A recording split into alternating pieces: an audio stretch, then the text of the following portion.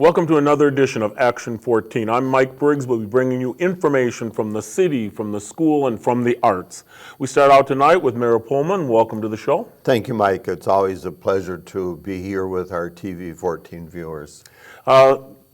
Spring is now upon us. We've got daylight savings time, but there's a lot of white stuff on the ground yet. We had a rough beginning of March. We did.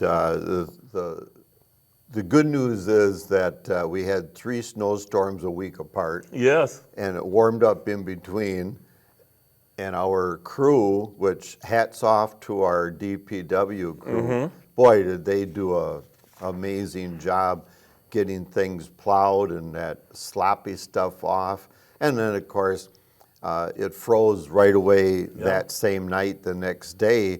So we were very fortunate that they worked around the clock, kind of in a staggered shift operation, keeping the main roads open, but getting things plowed before that ice came, because you could see it on the sidewalks and a few corners where it wasn't quite all the way to the curb, and it was murder. So they really did a good job, and then, of course, they cleaned up downtown, again, very timely. But our new equipment held up very well. We were pleased to see that.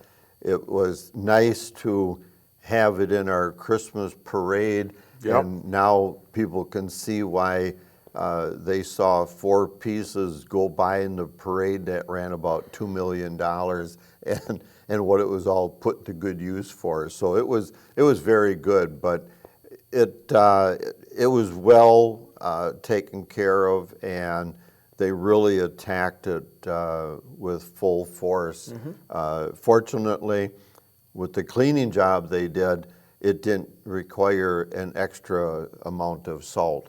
And our salt bins are still full, so that's good. That might help us next year, but I don't want to jinx the next 2 or 3 weeks, because we know before opening day there's always another snowstorm and ice or something. So let's just leave that lie, and we'll cross our fingers. But we're in very good shape. We're pleased to see that with increased costs and everything, we'll have to do some shifting around of budget items, but we'll stay within budget, I believe. Okay. Yeah. And I should mention that while it was a little cold and not the nicest day, but we had a great St. Patrick's walk. Oh, that was, I think, one of the biggest in years. Yes. It was really nice. And of course, because daylight saving time starts, cars can now, park on the street again. So safety first is always a good thing. But that was a good parade. It worked out very quickly downtown. Of course, I tell people it's downhill, so it's easy to walk. That's right, yes. I'm glad it all worked out. Yeah, it did. Now, one of the other positive things happening is the fact we have a new police chief. Not on board quite yet, but has been hired and assigned his name. Right. We've got the contract signed. We've come to terms. He's a contract employee. Having said that, I think we say the end of April, beginning of May, we expect him to come on. But he's already been in town. I've met him twice.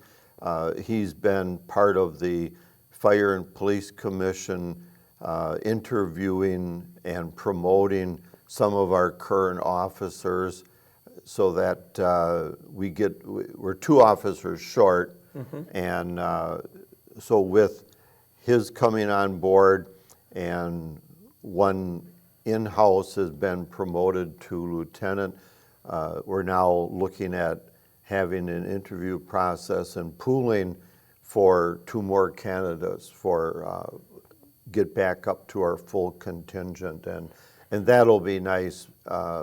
Plymouth has round-the-clock police protection, and I think that that's something that our citizens really look forward to. And it's not that we don't cover something, but trying to shift people around and not have overtime all the time, which is a budget buster. This will help us out but he's very enthusiastic about being part of the process of doing this, and that's a welcome sign. Yeah. He's got to get used to being a cheesehead, though. Well, one of the questions that Because he's from Illinois. he's from Illinois, and you know, everything down there is pretty flat, you know, so we got to be careful about that. But as long as he likes cheese, he's he's welcome. But we do want to welcome him, and hopefully I can have him on this program at some point when we get to May, let's say. I think Ken would appreciate that because I think his more than 20 years of experience in a command position. I think the Fire and Police Commission did a fabulous job in going through the candidates, whittling it down to 4, and then finally picking Ken. And I think that they looked at all of the experience that was coming forward. They were very impressed with it. And he will also be involved in the hiring of some of your people coming up here. Exactly. Even though he hasn't started yet, he's going to be part of the hiring. Yeah, and he's already come up and participated in some of the discussions. So he's on board, and he really wants to get to know the community and his department. I haven't heard any bad comments at all. So there seems to be a very welcoming Matt out for him. And saying Matt's done a terrific job as interim chief. They seem to have a good relationship. Good. Yeah. So I wish him the best of luck and look forward to seeing him, except on the streets. Correct. I'll meet him here. I don't need to be pulled over by him, okay? Just so he knows. Yeah, he does. He likes my favorite saying, "Safety first." Yeah, So there you go. All right. maybe that's a good sign. Well, let's get away from some good news and let's talk about possibly some concerns, because the state legislators had a meet and greet and there's some potential budget concerns for 2024. Correct. Possibly? It's already hit us in 23, unfortunately, and we can't do anything about it. But we have a shortfall of about $158,000 in 23. We expect that to also be a shortfall in 24 and beyond. There's a very complicated formula that property tax assessment, both residential, commercial, industrial, is calculated through, and school aid comes into that, and it's you got to be an Einstein to figure this thing out. There's so many pieces that if something goes up, something goes down, and this pulls out, and this gets stuck in, and it's not our fault at the local level. It's not the school's fault. Quite honestly, it's Washington's fault for passing out millions of dollars. And those revenue streams affect the revenue of the institutions receiving them, public schools, LTC, it doesn't matter. So then their formula is recalculated and adjusted. Then that goes into another pool, and that's adjusted for what we call government facilities, payment in lieu of taxes. And the acronym is PILOT. That PILOT is then adjusted, and we receive money, revenue, from pilot programs that we have throughout the city. Those lower the expected revenues, and talking with our city administrator, I said, "How bad is it?" And he just rolled his eyes, and I said, "Are we talking 6 or 7 digits?" Oh, he said, "We'll keep it in 6 digits." Well, 158,000, that's a lot of 6 digits. Yeah. And we don't have a means to fix 23 or 24 and beyond, because that formula that has now been in place for some 30 or 40 years never anticipated the twice shot of revenue funding through grants from the federal government. So this is a permanent decline of revenue through the pilot program that somehow we either cut services or raise taxes because it's gone. Okay. It's gone right now. And so we are starting to look at different avenues to fix that solution. I've talked with our state legislators, and I even bent the arm of the governor, well, his aide that was here a week ago. Somehow, it's nice that this happens, and it's none of ours fault, but it comes out of Washington and then it trickles down. And cities like us that have payment in lieu of taxes, we have our own utility, we have other government facilities, those things in this calculation become a negative to us. So we're hoping we're not going to be able to do it this year because this is a budget year, and that takes 6 to 12 months to fix. It's not going to happen by June. There's just not enough time. So we're going to have to bite the bullet in '23.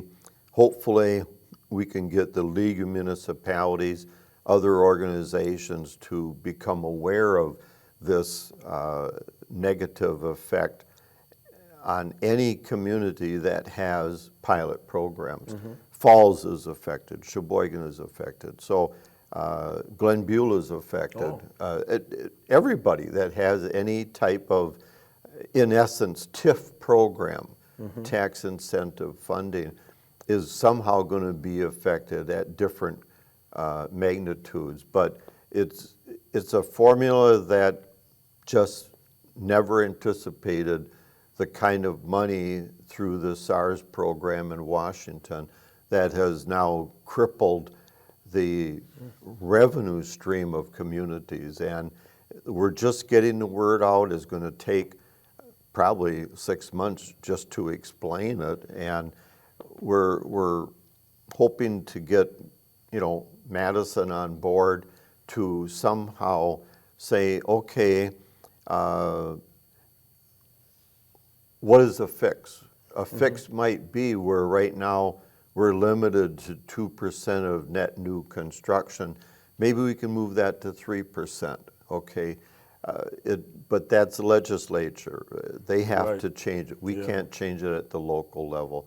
So it's going to take a lot of education, and we've done it before. We'll do it again, but it's quite an unexpected shock. And 23, we're already 158 in a hole. Okay.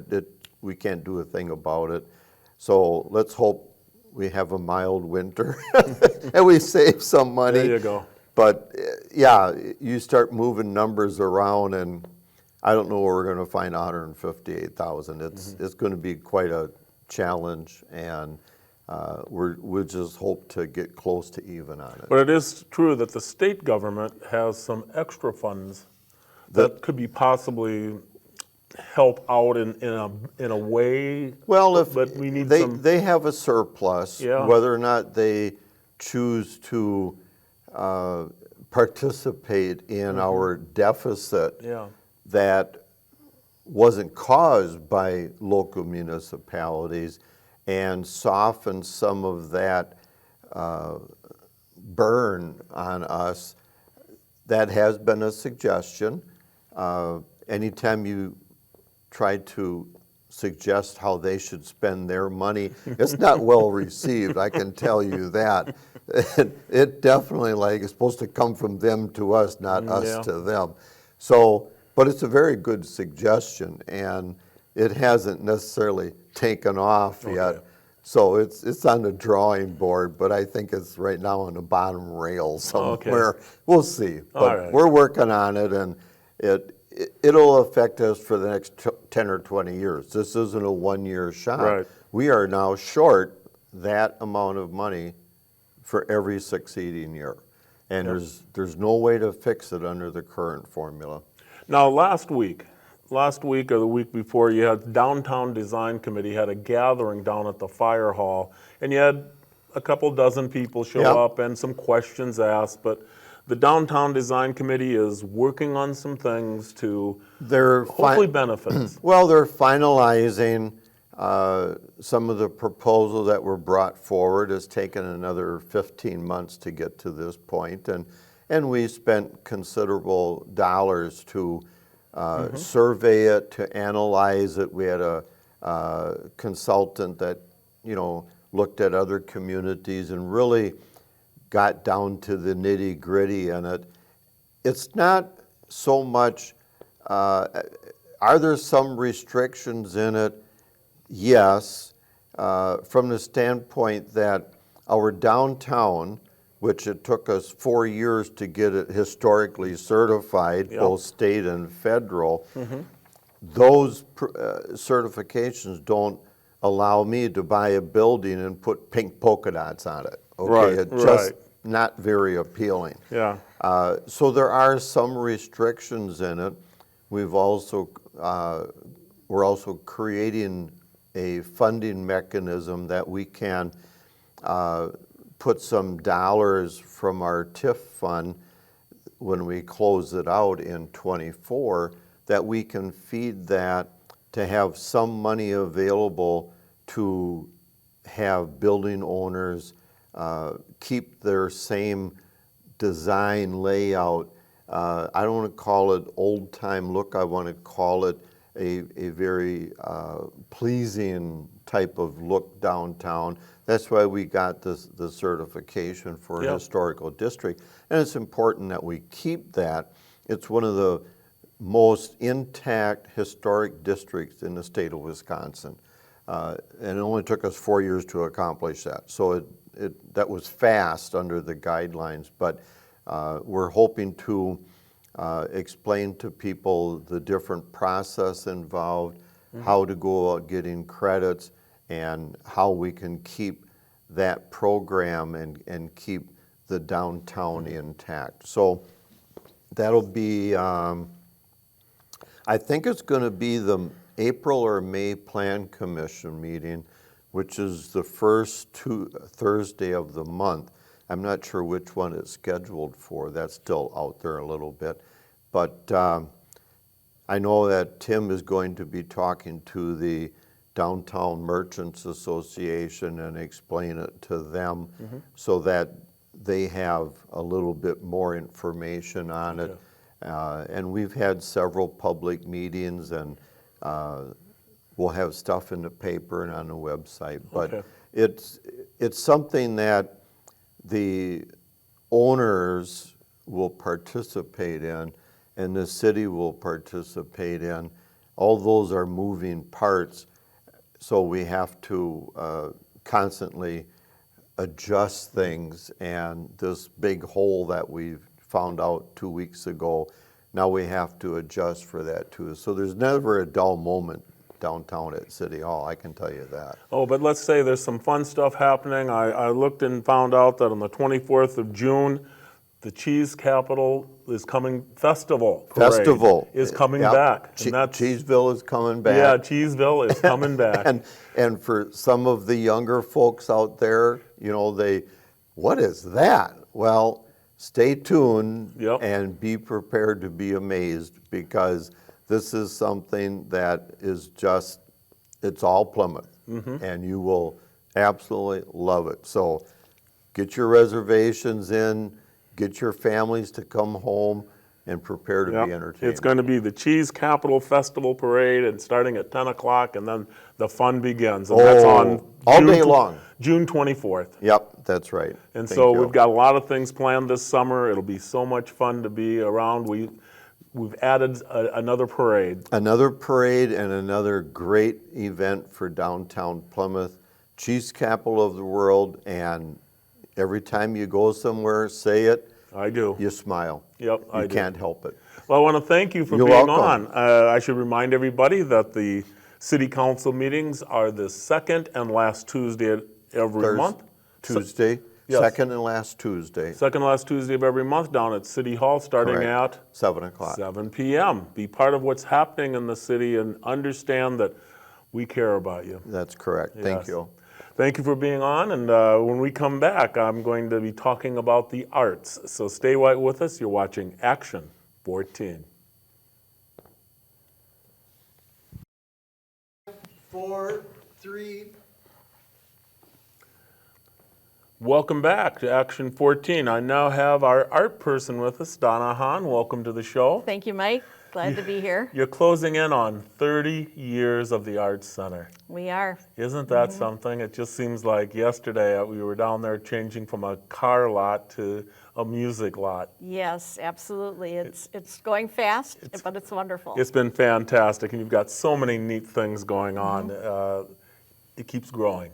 Yes, absolutely. We have such a beautiful bunch of artists in the both area. performing and visual. Yes, it's fantastic. Let's start talking about the performing end of it, because it's the musical potpourri is coming up April 22nd in the evening at 7:30, and then Sunday at 2:30 on April 23rd. The musical potpourri, and it's going to be performed by the Plymouth Arts Center Singers, and we know you have some fantastic people. We do, and you know the group changes every year. We have a pretty basic group that always comes back. I don't want to call them basic because they're extraordinary, but they keep coming back year after year. But then some new people will join, and then maybe they take the next year off, and then some new people come in. So it's fun. It's only it's one night only, and then one afternoon. Yes. So it's going to be the 22nd at 7:30, and the 23rd at 2:30, and it's reserved seating, and members get a break. We need to have people be part of the become a member of the Plymouth Arts Center. Right. Save $2 on some of these items. We do offer a discount on some of the shows, and the tickets are $17 and $15 if you're a member. Yeah, and then So- it's going to be a mixture of things, isn't it? It's always a fun show. We never know what Barb is going to put together, but Barb Zerwis-Neise is the director, and she told me that she's working really hard this time. It's going to be another great show. And so the musical potpourri, meaning it's going to be everything from bluegrass to jazz to Gospel. gospel, yeah. Yes, everything. Broadway, everything in between. And it's Yeah. going to be so much fun to go down there and be part of the Plymouth Arts. Go to the PlymouthArts.org. Go to PlymouthArts.org, and you can find more information about what's going to be happening at the musical potpourri. You can actually order your tickets that way. Yes, you can go to our website and order the tickets, or from Facebook as well. And I'd like to give a shout out to our sponsors, Yes. Sargento and Paul and Kathy Sartori, and the Marie Sartori Memorial Fund for this particular show. And so that all helps in supporting the arts of Plymouth. Well, we have to buy music for the the musical rights, Yeah. and so it's a big expense, and we're really grateful for the support. We thank them, yes. And so once you've gotten through the musical potpourri that weekend, let's go to the next weekend, because we're changing it to opera. Yes, light opera and songs from maybe Les Mis, and I think there will be a few surprises along the way. Now, A Night at the Opera is one night only. That's Friday, April 28th at 7:30, and it's $30 at the door, $25 in advance. Yes, And so I would advise you to get your tickets now. and this show is featuring Dr. Sherry Joseph from Plymouth. Yeah, and, local girl. Yeah, and Christopher Guy, who is also from Plymouth, and he's a teacher over in Sheboygan Falls. And these two are fantastic performers. They have been in other shows in the past, and we're just so fortunate that they've decided to do this fundraiser in honor of our 30th anniversary, and they're bringing along two other organizations that will benefit from the show as well. Okay. So the Fine Arts and Music Department of Plymouth High School and of Sheboygan Falls High School are going to also benefit from the concert. Yes, and so when you think about, you've had Sherry Joseph in many of your musical activities. She has been in several of our shows, yes. And then Christopher Guy also has been in several, but they've never been just together singing just opera. Right, exactly. It's a new experience for Plymouth. They first met at our Veterans Show this past November and decided that they loved the way their voices sound together Oh. and they enjoyed Yeah. singing together, and they decided that night, the last night of the show, that they wanted to do something at the Arts Center, so we're really grateful. Yes. And so, one night only, make it happen, a night at the opera. Friday, April 28th. Yes, at 7:30 down at the Arts Center. But now you have something else happening at the Arts Center that surprised me, the Youth Theater Company. Yes. The Youth Theater Company has been around, you were telling me, 35 years. I know. And they're going to It's put on a incredible. show at the Arts Center. So they're celebrating their 35th anniversary and our 30th Yeah. anniversary. And it's a show called Oh Sweet Goats and Little Tales. So it's going to be a fun show featuring adults and children. And they're going to tell all kinds of stories and fables, tales. And they're going to have music as well. So Yes. there'll be a little taste of bluegrass A little in the bit of show. bluegrass music in the show. And so that is May 12th and 13th and 14th. And it's over Mother's Day, so bring your mom. And so that's what's nice about the fact that adults and students and children can all enjoy what is happening then. Those three events. Yes. Friday night, Saturday night, and then a matinee on Sunday. That's right. And so that's the Youth Theater is 35 years old. It's shocking. Youth Theater Company, and they're directed by Patty and Tim Talon. Yes, who So- have been part of that for ages. We have loved working with them in the Yes, past, yes. and so we're inviting everyone to come out and support us in our anniversary years. Yep, and that's May 12th, 13th, and 14th. But let's talk about what you have hanging up right now down at the Arts Center. You've got Larry Baskey's work still on the walls, and they will be up until April 28th. Yes, and we have a silent auction going on of many, many pieces. The sales have been great. Last time I counted, I think we sold 38 pieces, so that's wonderful. And you can come in and bid on a piece, reasonable prices, so you'll be able to get a Larry Baskey original. Yeah. And, you know, we love Larry. He was part of our visual Yeah. arts team for many years. And he was fantastic. Well, world-renowned, if you will. Yes, Yes. absolutely. Yes. It's been so nice to have people care about the Arts Center because Right. this is made up of people that knew Larry and also wanted to support the Arts Center. Oh, yes, It's absolutely. all part of that. And so the neat part is that you come down to the Arts Center, look over at Larry's works, and then also buy your tickets for one of the 3 performances that I have here. That's a great idea. Yeah, you can musical potpourri or Night at the Opera or the Youth Theater. Or all 3. You could come down, check out the art that is, it's marvelous on the walls, and then check out the shows that are happening. Right. I also wanted to mention that Joanne Baskey, Larry's wife, is making a donation to ALS and also the Sheboygan Aurora Hospice and to the Arts Center from the proceeds of the silent auction. And that's always good to have, to support other organizations that Yes. care about people. Right. Yes.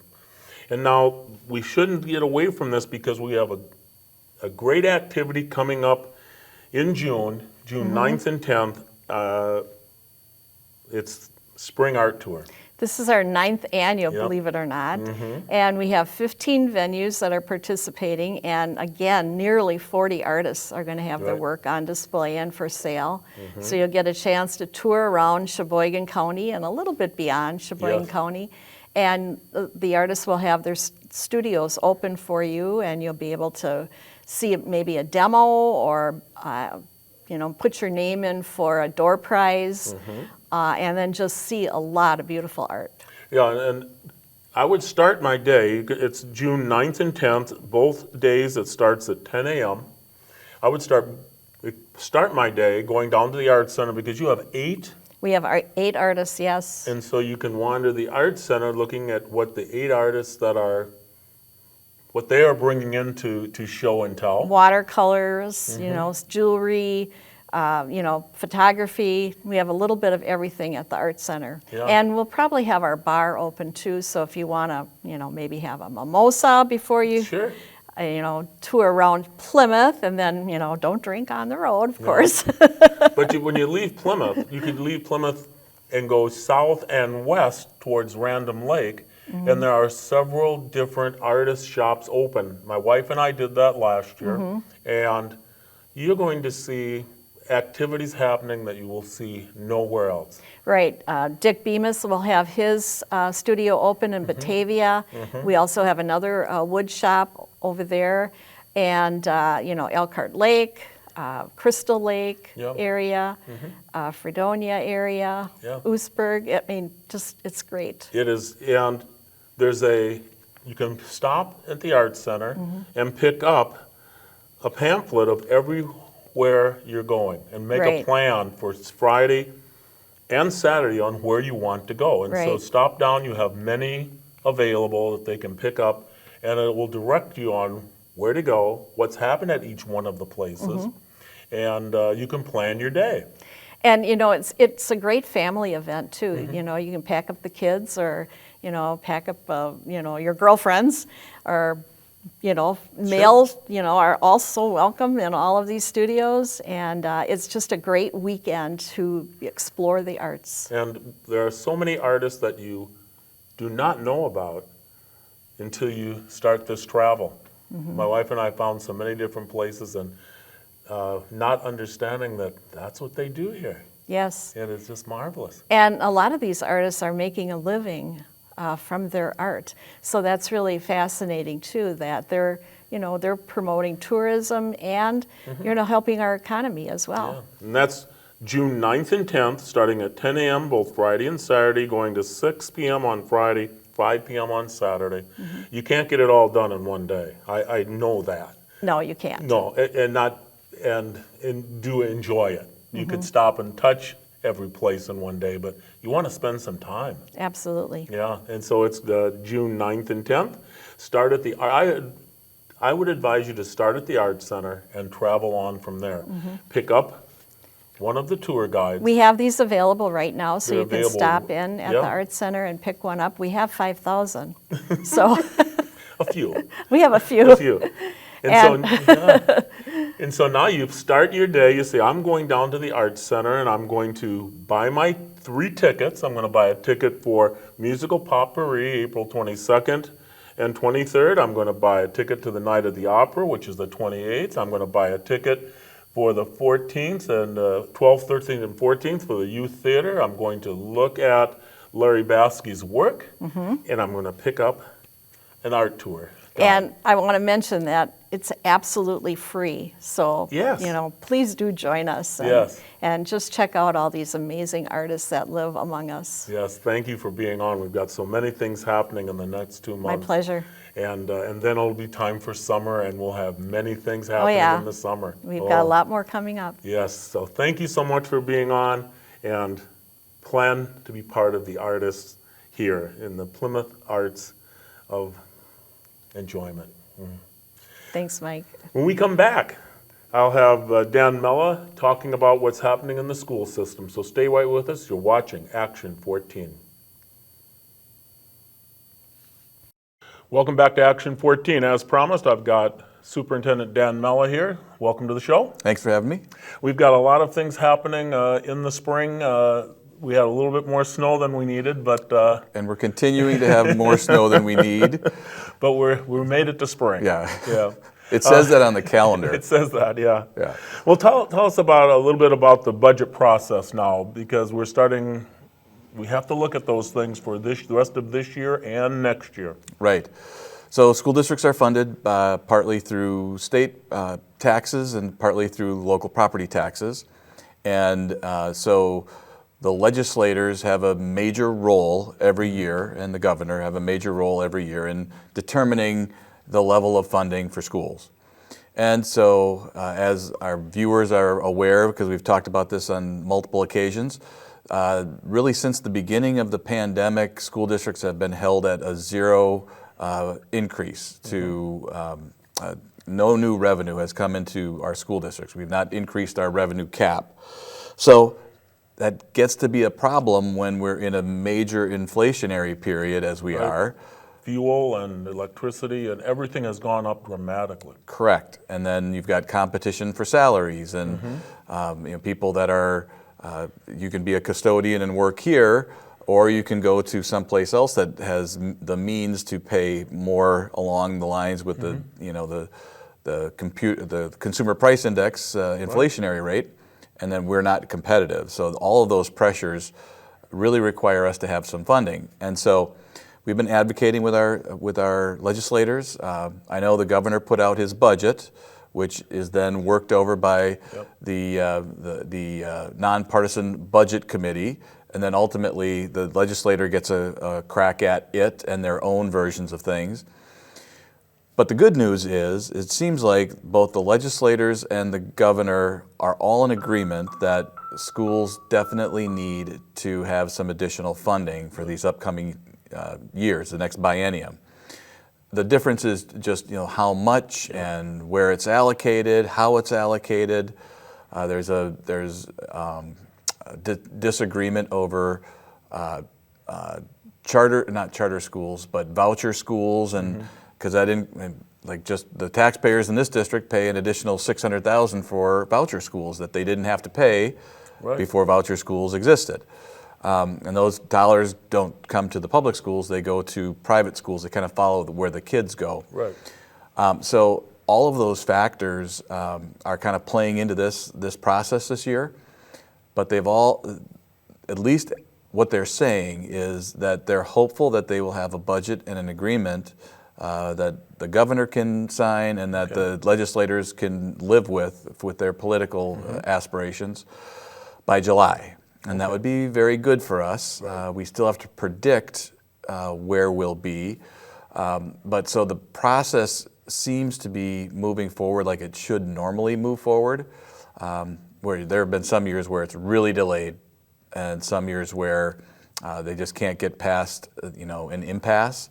So hopefully that doesn't occur this year, because if it doesn't, we insurance and all of those types of things that we have to pay first will ultimately impact what we can offer in the school district. Right. And we don't want to be in a cutting mode. We'd love to maintain the programs that we have and the facilities that we have. But if we continue down this path of zero increases or minimal that don't keep up with inflationary pressures, at some point you need to have more money to run a school district and maintain what you need for kids. And so hopefully it'll all work out. Hopefully it all works out. It usually does. Sometimes it doesn't, but everybody's saying pretty much the right things right now. Good. Well, we've got a few things happening too. We got some summer projects that really need to be taken care of, and it's going to affect a lot of our buildings. Right. In the high school building, for example, we've approved a bid for the chiller, it's called, which is really the air conditioning system in the high school building. And that is a $500,000 piece of equipment and install process. And just through good stewardship of our financial pillar, Amy Williams does a great job with that, and people work hard to make sure we're fiscally responsible, and the board does a good job of keeping us there. We are able to have a little bit of fund balance, it's called. Yes. Savings account is what it really is. Sort of, yeah. Sort of it works that way, that we're able to, when the chiller system is no longer functional, we have to put one in, otherwise technology doesn't work very well when it's humid. That's right. The problem with that chiller system is that just the unit itself, with all the supply chain issues, it could be 40 months away from getting it here. So it might be a long, hot summer at the high school. And so there's a lot of things we have to work on about that. I mean, it affects technology and it affects our server rooms and all of that. So we have to work through that. There's always been water over at Fairview, for example, that kind of pools up, especially in spring and in early winter, and causes some ice there around the playground. And we're going to be doing some work on that in-house this summer and trying to make some different drainage patterns. And so hopefully that will happen this summer. And then we also have the ceiling tile at the high school, which was damaged in a senior prank a few classes ago. That will be installed this summer, along with some technology wire pulling that goes on. Right. So that would be the perfect time to do some wire pulling, is when the ceiling is being replaced. Right. And there are multiple other projects that are going on, and so we always have to be fiscally responsible so that we have a little bit of money left over at the end of a year, so that when these things happen and we need to get them fixed, we have the capability to do that. And so, again, back to the budget process. Right. We definitely need an influx of dollars in order to keep maintaining the buildings the way the community would like us to. Yeah. Now, one of the things that happened at Parkview is we had a tree get damaged in the weather we've had, and it's causing some concern because it's a very old tree that's been part of the program outside for ages. It's true. It's kind of at the entryway to the wildlife area that they've been working on at Parkview. It's a big, big, beautiful tree. And unfortunately, in the snowstorm, that really, really heavy snowstorm, when there was the wind, we had a major piece of it fall off, and it actually was leaning in an unsafe way. And the teachers and the kids love it. The community loves that tree in that area. But unfortunately, we had some arborists come in and give us an evaluation, and their evaluation said the tree is unsafe. We have to take it down. Otherwise it could cause injury and the rest of it. Nobody wanted to take it down, but ultimately we had to have it taken down, and so we're hopeful that we can use it. We have a sawmill here at the high school. If we can dry it out and use some of that wood to maybe do something over at Parkview in memory of the old tree, we're hopeful to be able to do that. Yeah, we need some ground sustainability issues too, don't we?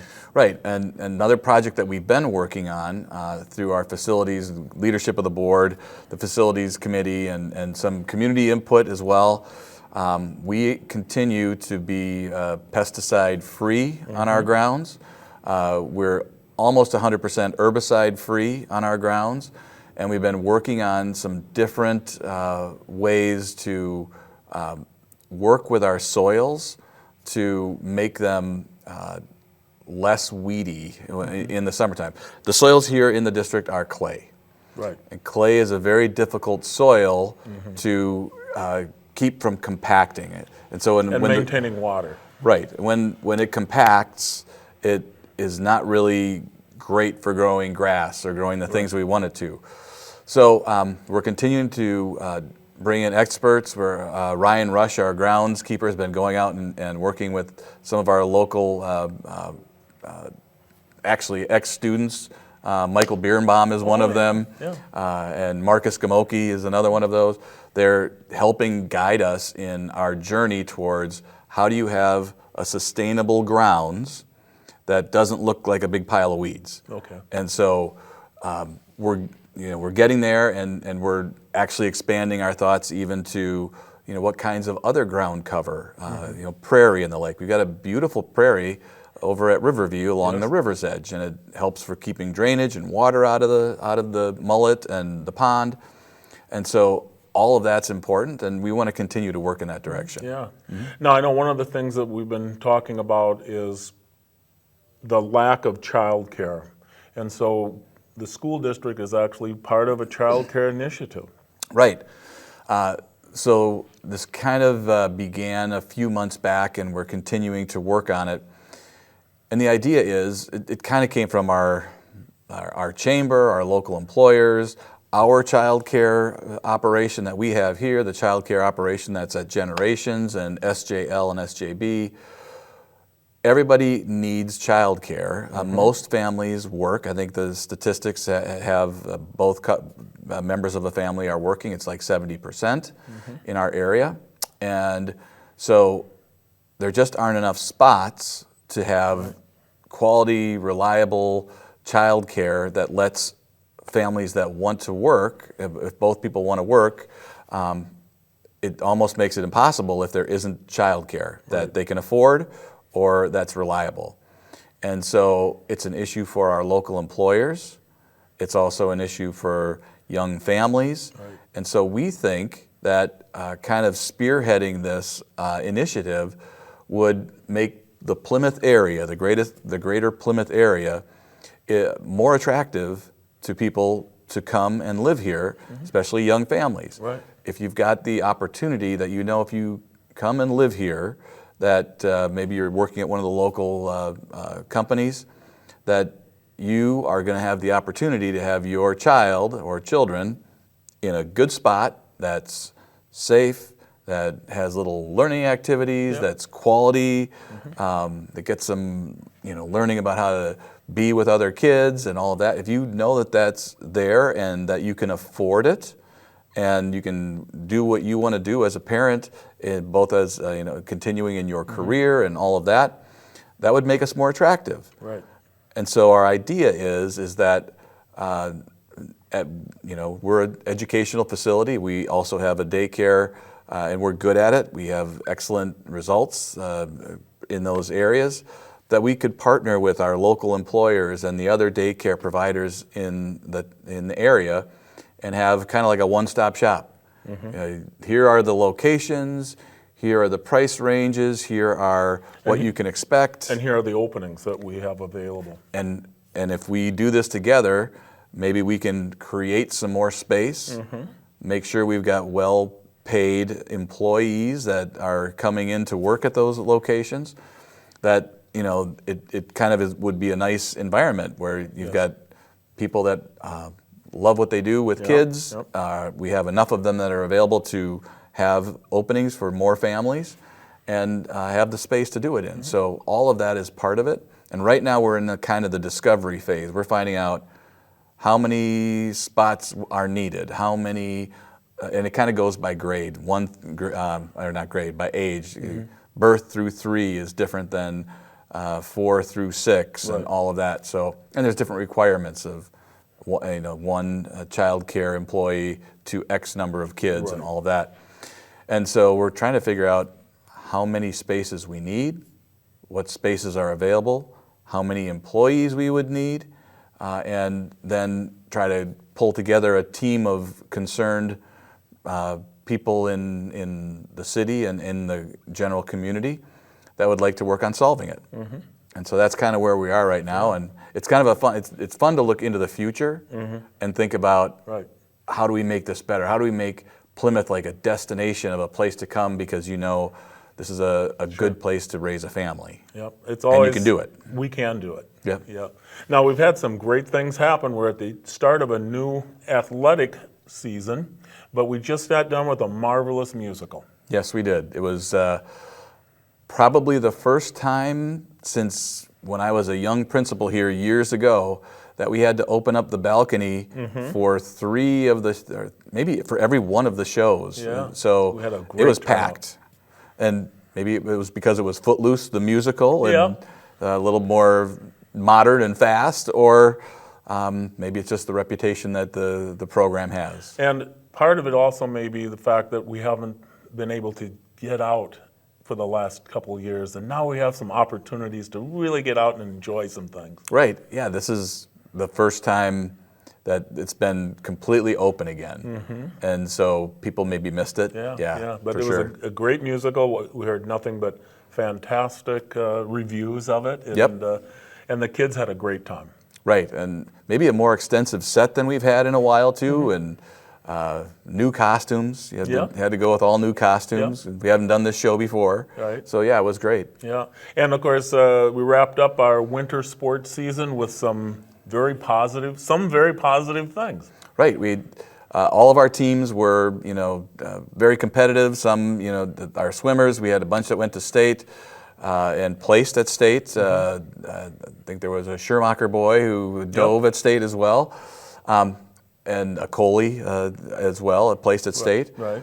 We had something really kind of rare for us, a state champion in wrestling. Right. It's the first state champion we've had in nearly 20 years, and the first ever junior state champion. So he has another year to go. Right. Silas Daly had a fantastic season, and marvelous to have a state champion as a junior. Right. I mean, it's a more rare occurrence. I mean, a state championship as an individual in wrestling is a tough accomplishment. Absolutely. And that's why it doesn't happen that often. And so it's why it's really impressive when Silas did that as a junior. And also, in his finals match, right, what's called tech-falled the other wrestler. They stopped the match because it was 16-0. Right. He went through the entire state tournament without giving up a single point. That's amazing. You That's like a Dan Gable stat almost, isn't it? Well, it is a stat that you just can't beat. Right. I didn't give up a single point in the entire state tournament. You can't lose if they don't score. That's right. And we should also talk just briefly about his younger brother, who's a freshman, who set a pin record for Plymouth High School also as a freshman. I know. 30 pins. The future is looking bright, I think, with the wrestling program here. And of course, Mike being a wrestler, as you can see by his ears. Yes, I go to a lot of wrestling. And so it's kind of fun for us to talk about. It is fun to talk about, yeah. So I want to congratulate all of the winter sports people, but actually the most students we have in athletics is coming right up with track and tennis and all of the soccer and all of the softball and the baseball. We have a huge number of students that are now out for athletics as soon as the snow leaves. Well, and thank you to the community again for the last referendum, because we have the multi-purpose center in the high school, which allows all of those sports, softball, baseball, golf, track, well, tennis not yet, but all of those sports, and that's a ton of kids. They're rotating and cycling through that facility every single day to practice, because right now there's snow everywhere outside, and I guess this weekend we're supposed to get another 6 inches, and the weather doesn't look good in the forecast.